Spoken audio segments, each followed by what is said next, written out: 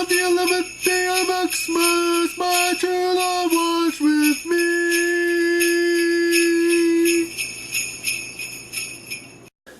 Hey, and welcome to another 12 Days of Axemas video. 2015 has almost ended because this is number 11. And we got one more to go after this. So, I decided to go in a direction that nobody else goes in. And I don't know why. Because it's not horror. It is horror. It is. So is. Not really. See? That's right. Right. And we are talking about the 1951 You can say classic Scrooge, also known as A Christmas Carol, though it was originally titled Scrooge. Now, we had two options of watching this. Could have watched it in original black and white or color. Leslie went with... I went with color just because I had never seen it that way. I'd always seen it in the black and white, so I thought, okay, I would like to see it in the color. Yeah. Now, this is one of those films, everybody has their Christmas movie that they have to watch every year. And for me, it's this one. And there's a long story about that. It was my dad's favorite Christmas movie, and we watched it every Christmas Eve. It's on every Christmas Eve. It plays on television. Like, I think we watched one Christmas where it didn't play on television, and we were like, what's going on? It's on every Christmas Eve. This makes no sense. So, when they came out on DVD, I had to get it. It was my dad's Christmas present that year. Unfortunately, he passed away before Christmas, so he never got to see these. So, I watch them every year. You know, it's my thing with my dad. And it is a horror Christmas story. It's not. No, it's not. It's not. It's about three ghosts who come and terrorize an old miser to change his ways. I mean, and one of them is often portrayed as death, as a skeleton. That's horrible. And it's, you know, it's from, oddly enough, it's from Charles Dickens, this book here, which is called Christmas Books. It's an actual segment in this book. It's not its own book, which a lot of people don't realize. It's not, A Christmas Carol isn't its own book. It's part of another book with a bunch of other Christmas stories, like, let me take a look here. The Haunted Man, and The Battle of Life, and then you have A Christmas Carol. And one of those things with Dickens is he's a very dark writer. Even though he's a cherished writer, he is a very, very dark writer. When you look at his stories and you look at what's in there, yes, there is often a message, which is, you know, very clear in this film, but it's one of those things where he goes about it in a kind of a gothic, morbid kind of way often. He's not a very happy writer, we'll just say that. So you know, you look at that and you come out and you get something like A Christmas Carol, where ghosts come and haunt somebody to the point where, you know, he decides to change his ways, and essentially, you know, celebrate Christmas, where he essentially, it was all bah humbug before. Now in this version, Scrooge is played by Alastair Sim, and it is even on the back of the DVD, it says here, critics widely consider the 1951 production to be the best film version of Charles Dickens' cherished novel. And it is. I mean, there have been, I don't know, a slew of different versions of this story produced, even before this. I mean, I think there's a 1938 or something like that version. There's one Patrick Stewart in 1984 or something like that. He was in it. And then, you know, you have Disney's versions and all that kind of stuff. So, I mean, it's one of those stories where everybody knows it. Everybody knows it. I mean, there's at least one version of it. I mean, Sarah, you have to have seen some of the Disney stuff. Yeah, I seen lots of it. Yeah? So you know the story, right? Like, when you watched it, you knew what was going on? Mm-hmm. Yeah? So, I mean, it's understandable why some people might not think of it as a Christmas horror movie, but think about when it came out. Think about when it was written. This is written as a ghost story. It is a ghost story. Yeah. And ghosts and ghost stories are horror. Therefore, this is a Christmas horror movie. Okay, but I still don't think so. And some people say Die Hard isn't a Christmas movie. It totally is. I've never seen it, so I can't comment. Well, see, this could have been a completely different video altogether had we gotten in an argument about that. But, yeah. So, like I said, it's one of my favorites. It's not scary by any of today's standards, right? Yeah, it's not. Yeah. No, you weren't scared at all? No. But the last ghost But was the a last, little bit. A yeah. little creepy? Yeah. It looked like a demon. Like a demon. Yeah, just not with the tail. Well, that's what I was saying. It's often in the movies he's portrayed as death, so he's actually like a skeleton. Right? So you'll see his finger, and you see how he was always Yeah. pointing? Yeah. That's usually like a skeleton hand in a lot of the versions. And that's Oh, yeah. why it was creepy, because That you didn't looked- see, right? You don't It was see his just- face. Yeah. You That know, looked like a skeleton because it was white. And he it had was white skin, yeah, but you never see his face, right? So, but yeah, Like, if he took off the mask thingy, would his eyeballs be white? I don't know. He doesn't do it. No way to know. I hope not, because I don't like white eyeballs. No, no white eyeballs for you. Yeah. So that being said, I've already given you my thoughts on this film right off the get-go. What about you, Leslie? What do you think of the 1951 version of A Christmas Carol?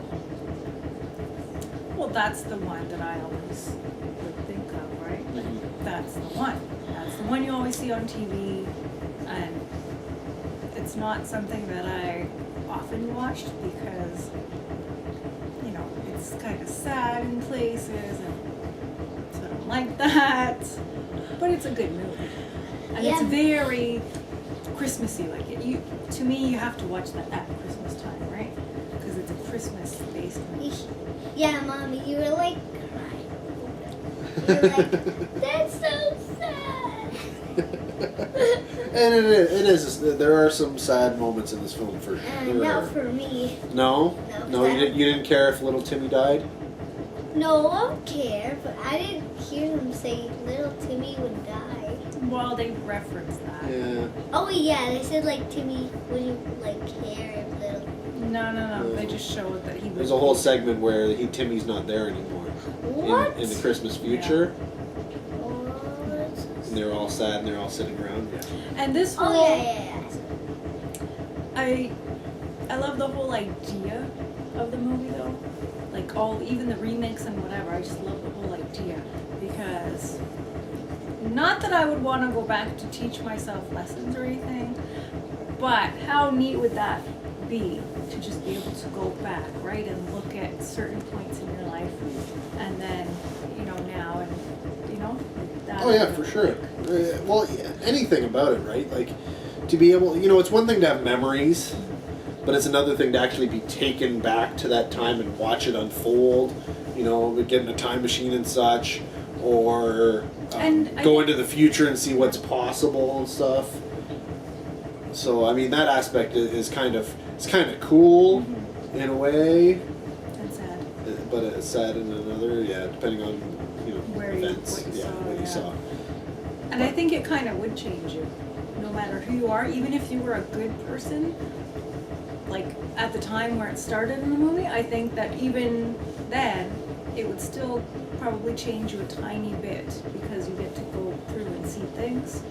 Yeah, because that's the whole thing, right? You've already lived them. You've forgotten the Yeah. things that you don't want to remember, Mm-hmm. and you sort of latch on to the aspects that you do, and that's kind of what makes you you, right? So to have somebody go, oh, by the way, do you remember this?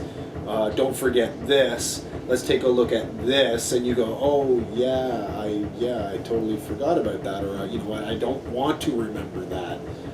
But it's maybe necessary, right? But yeah, well, I don't know. Not Well- necessarily, but yeah, it would change. You definitely could see it changing you because it's putting it front and center to you. And yeah, well, it's like anything, right? When you're confronted with your past and what you've done and what has happened, often people, unless you've come to terms, unless you're okay, unless you remember everything, and you lived the happiest of lives and everything was all goody two shoes, yeah, if you get confronted with that, it'll definitely affect you. But what about you, Sleepyhead? What did you think about the movie? I liked it. You liked it? Well, you stuck it out. Yeah. Yeah, we lost the fourth person in our group. She found it too boring and skipped out. I wasn't surprised. But you stayed.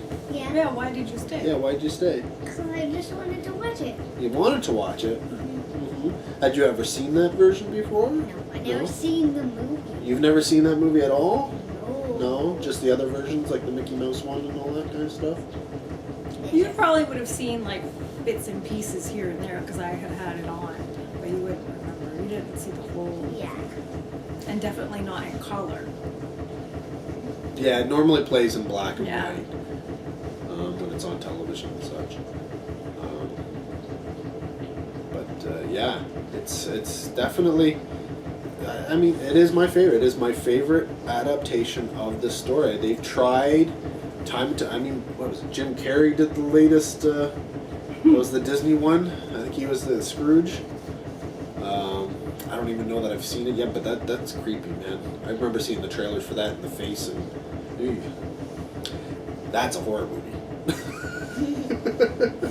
But yeah, no, this is like I said. I grew up on this. This was every year, and to this day I still watch it. It's on television. As soon as you see it, if you're flicking through the channels, instead of the Fireplace channel, because that would be the other option. I put that one. Right? I don't know. It's always Scrooge or AKA A Christmas Carol from 1951. It's my Christmas movie, man. It's my Christmas movie. But it's not a scary movie. Yeah, yours is so much better than mine. Like yours is all like, old and great, and mine's just stupid. Is yours National Lampoon? Yes. What's wrong with National Lampoons? It just doesn't seem on the same level as this I one. love National Lampoons. Oh yeah. See? There's nothing wrong with that. I mean, it's not a Christmas horror movie or anything. Yeah. This is so not a Christmas horror movie.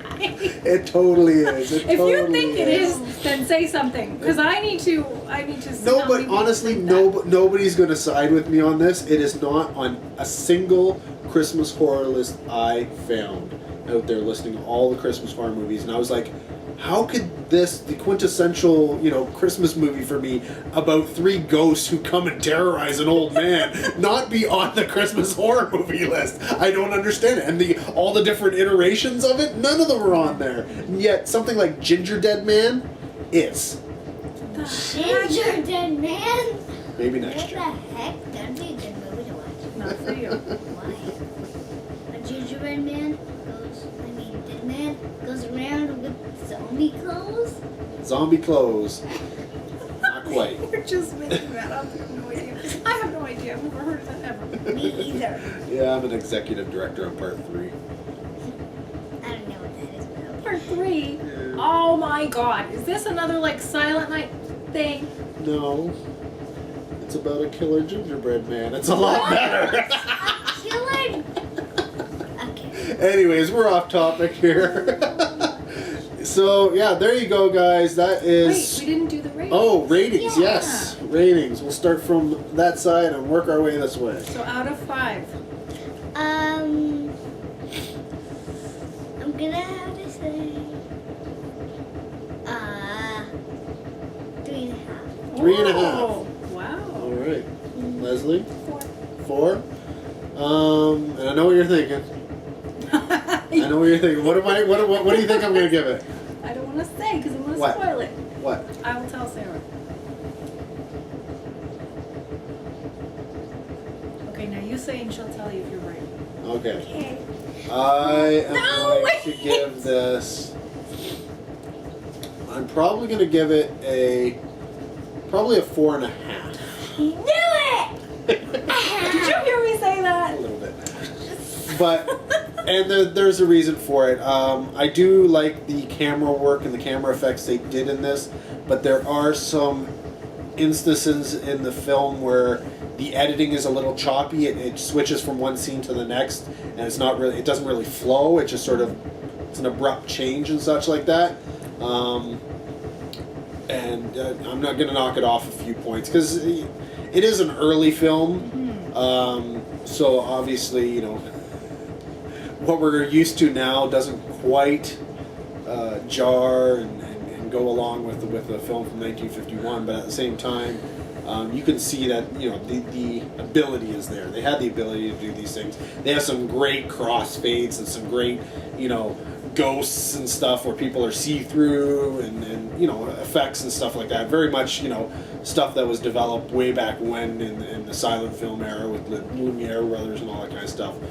But yeah, there are just some there's quite a few instances where the scene just sort of, it just changes. It doesn't really finish.